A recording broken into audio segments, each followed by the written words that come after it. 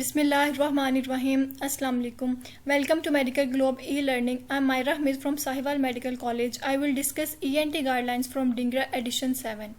As ENT has divided into three sections, section 1 ear, section 2 nose and section 3 throat.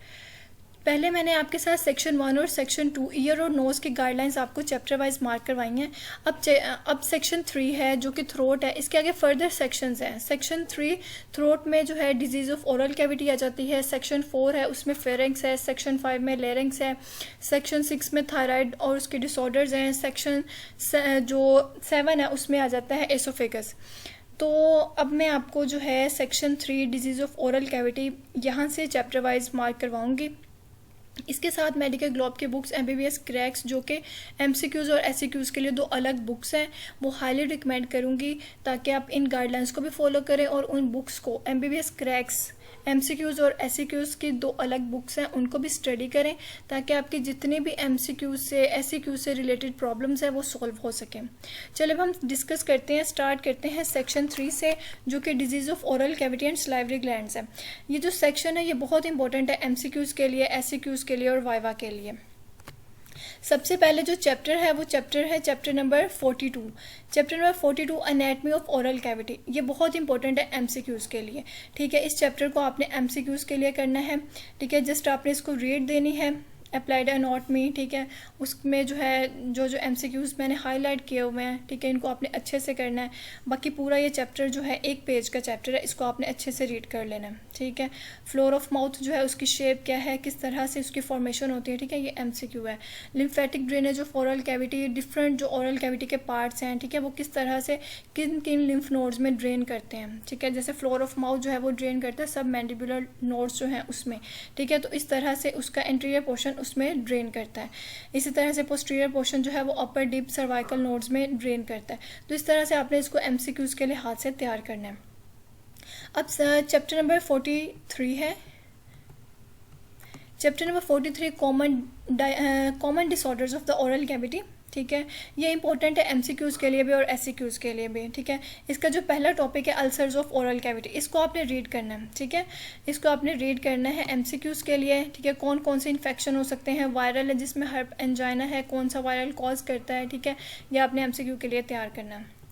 ये जो table बना हुआ है causes of ulcers of the oral cavity, ठीक है, ये इंपॉर्टेंट है। कौन कौन से इसके कॉजेज़ हैं ये आपने उसके नेम और साथ में जो है एक एक उनका नाम याद कर लेना है। ठीक है, मेन हेडिंग और उसके बाद एक एक उनका नाम याद कर लें कि कौन कौन से जो है वो कॉजेज़ करवा रहे हैं।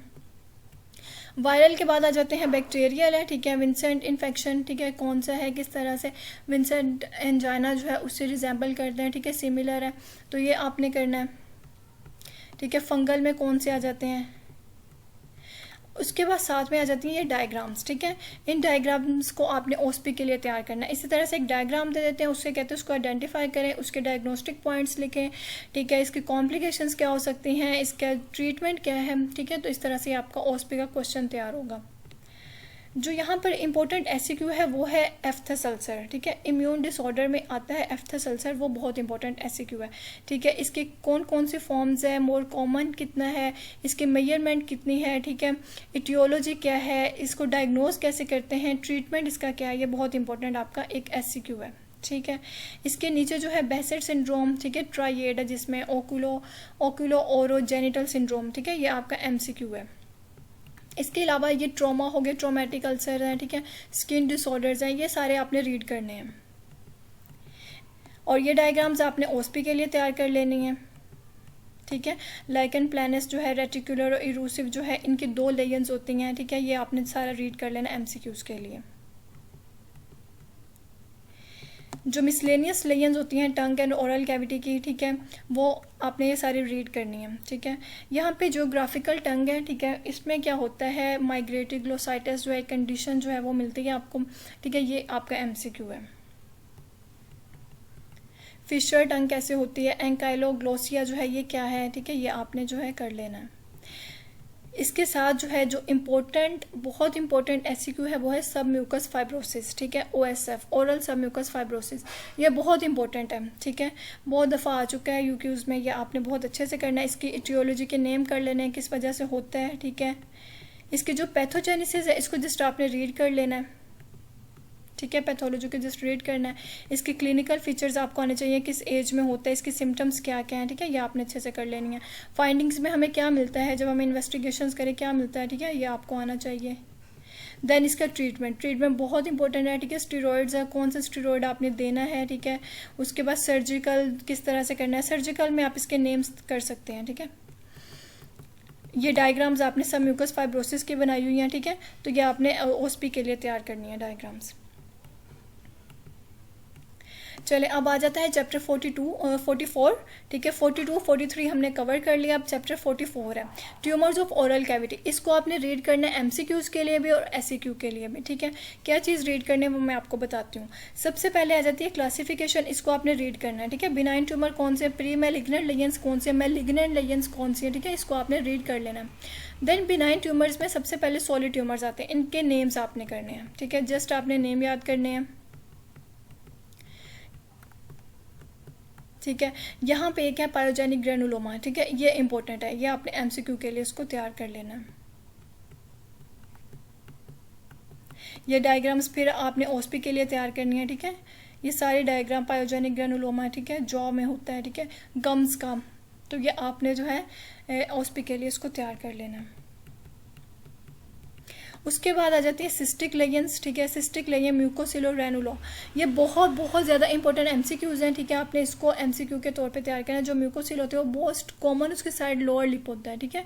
तो जो रेनुला होती है वो क्या करती है, पुश करती है टंग को अप, ठीक है। ये हमें एक दफ़ा एमसीक्यू आया था, तो आपने इसको एमसीक्यू के लिए तैयार कर लेना, ठीक है। जैसे ये mucocele of the lower lip उन्होंने डायग्राम दिखाई हुई है, ठीक है, तो ये आपने अच्छे से कर लेना एमसीक्यूज़ के लिए। ये फिर डायग्राम्स ओएसपी के लिए आपने तैयार करनी है। जो प्री मैलिग्नेंट लेजेंस है ना, ठीक है, ल्यूकोप्लेकिया, ये एमसीक्यूज के लिए भी इंपॉर्टेंट और एससीक्यू के लिए भी। जस्ट इस तरह से पूछ लेते हैं एससीक्यू में कि प्री मैलिग्नेंट लेजेंस कौन सी होती हैं, ठीक है, तो फिर आपने उसमें नेम लिखना होता है। ल्यूकोप्लेकिया होती है, ठीक है, एरिथ्रोप्लेकिया होती है, ठीक है, तो ये आपने इस तरह से इसको याद कर लेना है। इसके जो इंपॉर्टेंट पॉइंट्स हैं वो मैंने साथ साथ हाईलाइट किए हुए हैं, ठीक है। साइट्स कौन सी हैं, कहाँ किस में कॉमन होता है, ठीक है, मैनेजमेंट किस तरह से, तो ये आपने तैयार कर लेना है, ठीक है। और तीसरी लेजेंस जो है वो melanosis and mucosal hyper pigmentation है, ठीक है। तो प्री मैलिग्नेंट जो होती हैं वो 3 तरह की होती हैं, तो ये आपने तीनों के नेम याद कर लेने हैं। उसके बाद आ जाती है मैलिग्नेंट लेजेंस है, ये इंपॉर्टेंट एससीक्यू है, ठीक है, जो कि carcinoma of the oral cavity है, ठीक है। इसकी टियोलॉजी क्या है, ये आपने नेम याद कर लेने हैं, ठीक है। और इसके अंदर जो डाइटरी डेफिशिएंसी होती है उसकी वजह से पीटरसन ब्राउन कैली सिंड्रोम हो जाता है, ठीक है, जिसमें आयरन डेफिशिएंसी अनीमिया भी जिसे कहते हैं, ठीक है। तो ये आपने एमसीक्यू के लिए तैयार कर लेना है। इसकी ये जो क्लासिफिकेशन है, साइट्स कहाँ कहाँ पर है, ठीक है, ये इसको आपने रीड कर लेना है, ठीक है। साइट्स ऑफ ओरिजिन जो है ये आपने रीड कर लेना है। ये डायग्राम आपने ओएसपी के लिए तैयार करनी है। ये टेबल करने की ज़रूरत नहीं है कि कौन कहाँ कितने इंसिडेंट्स है, ठीक है, ये आप बस एक दफ़ा रीड कर लें तो बहुत है। ट्रीटमेंट जब भी होता है कार्सिनोमा का, उसका स्टेजिंग पे डिपेंड करता है, ठीक है। तो स्टेज 1 स्टेज 2 को किस तरह से ट्रीट करना है, तो आपने ये स्टेजिंग वाला जो टेबल है वो आपने याद कर लेना, ठीक है। ये टीएनएम क्लासिफिकेशन जो दी हुई है प्राइमरी की, और ठीक है, और सेकेंड जो है रीजनल लिम्फ नोड्स कौन से इन्वॉल्व हैं, तो आपने इस तरह से तैयार कर लेना, ठीक है। उसके बाद ये कार्सिनोमा ऑफ एल्वुलर रिजेस और ये सारे आपने रीड करने हैं। जो इंपॉर्टेंट था वो ओरल कैविटी का था, वो मैंने आपको बता दिया। और नॉन स्क्वेमस मैलिग्नेंट लेजेंस, इसको भी जस्ट आपने रीड कर लेना है। इसके बाद आ जाता है चैप्टर 45 है non neoplastic disorders of salivary glands, ठीक है। ये बहुत इंपॉर्टेंट है एमसीक्यूज़ के लिए और एससीक्यू के लिए भी। इसमें एक एससीक्यू इंपॉर्टेंट है जो मैं आपको बताऊंगी, ठीक है। ये जो पहला क्वेश्चन है मम्स और वायरल पैरोटाइटिस, ठीक है, ये आपने एससीक्यू के तौर पे तैयार करना है। कौन सा ऑर्गेनिज्म जो वो कॉज कर रहा है, ठीक है, और इसके क्लिनिकल फीचर्स क्या हैं, इसकी कॉम्प्लिकेशंस क्या हैं, ठीक है, ये आपने सारा एज एससीक्यू जो है वो तैयार करना है, ठीक है। इसका ट्रीटमेंट कैसे करेंगे, प्रिवेंशन कैसे करेंगे, तो आपने इसको एससीक्यू के लिए तैयार करना है। जो एक्यूट सुपरेटिव पैरोटाइटिस है, इसको आपने जस्ट रीड कर लेना है, ठीक है। कौन सा ऑर्गेनिज्म कॉज कर रहा है, ठीक है, ये एमसीक्यू हो गया आपका। क्लिनिकल फीचर इन्वेस्टिगेशन, ये आपने जस्ट रीड करना है। ये डायग्राम आपने ओएसपी के लिए तैयार करनी है, ठीक है, एक्यूट सुपरेटिव पैरोटाइटिस की। जो क्रोनिक रिकरेंट साइलेंडिनाइटिस है, ठीक है, इसको भी आपने जस्ट रीड करना है, ठीक है। ये जो छोटे छोटे से टॉपिक्स बने हुए हैं, ठीक है, सियाल सियालिक्टेसिस जो है ये क्या होती है, सियालिक्टेसिस क्या है, ठीक है, ये इसको आपने एमसीक्यू के लिए करना है। जो ट्यूबरकुलोसिस, ठीक है, ये किस किस को इन्वॉल्व करता है, कौन कौन से ग्लैंड्स को इन्वॉल्व करता है, ठीक है, तो आपने इसको एमसीक्यू के लिए तैयार कर लेना है। बस इनको जस्ट आपने रीड देनी है, ज़्यादा नहीं करना, ठीक है। ये जो है सियालोलिथियासिस, ठीक है, जिसमें कैलकुलस जो उसकी फॉर्मेशन हो जाती है, ठीक है, स्टोन्स वगैरह की, तो इसमें जो है आपने एमसीक्यू के लिए इसको रीड दे लेनी है। ये फिर डायग्राम्स आपकी ओएसपी के लिए तैयार हो रही हैं, ठीक है, ये आपने ओएसपी के लिए इसको करना है।